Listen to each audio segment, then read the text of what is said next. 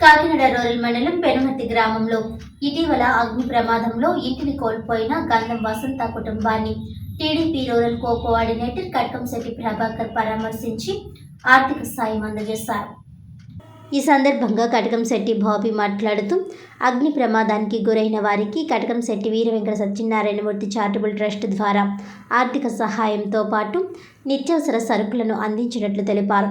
ఇంటి నిర్మాణం చేసేలా స్థానిక శాసనసభ్యులు పంతం నానాసి జిల్లా కలెక్టర్ దృష్టికి తీసుకువెళ్లి ఇల్లు పునర్నిర్మాణం చేసుకునేలా కృషి చేస్తామని హామీ ఇచ్చారు.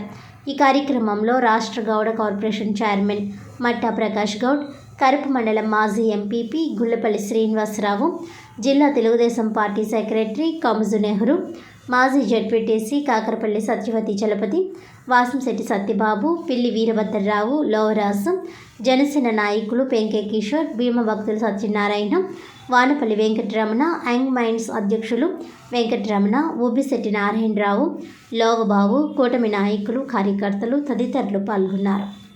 గ్రామంలోని గ్యాస్ సిలిండర్ పేలడం వల్ల చాలా అగ్ని ప్రమాదం కలిగి ఇల్లంతా కాలిపోయింది. గంగాధర్ ఏంటి వసంత గంధం వసంత వాళ్ళ ఇల్లు మొత్తం పూర్తిగా దగ్ధమైంది. ఈ విషయాన్ని తెలుసుకుని మా పెనుమర్తి కార్యకర్తలు మరి మన దగ్గరకు వస్తే వాళ్ళకి ఆర్థికంగాను అదేవిధంగా సామాన్లు బియ్యం అన్నీ ఇవ్వటం జరిగింది. మా నాన్నగారు కట్కంశెట్టి వీర వెంకట సత్యనారాయణమూర్తి ఫౌండేషన్ ద్వారా ఇస్తున్నాను.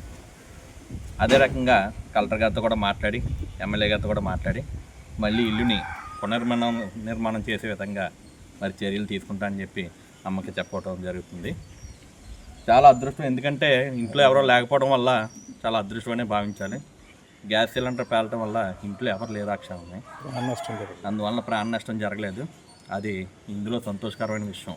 ఈ బాధాకరమైన చాలా దీన వ్యవస్థలో ఉంది వసంత్ గారు. ఖచ్చితంగా వసంత్ గారికి కలెక్టర్ గారితో ఎమ్మెల్యే గారితో మాట్లాడి ఇల్లుని పునర్నిర్మాణం చేస్తానని చెప్పి మాటిస్తున్నానమ్మా.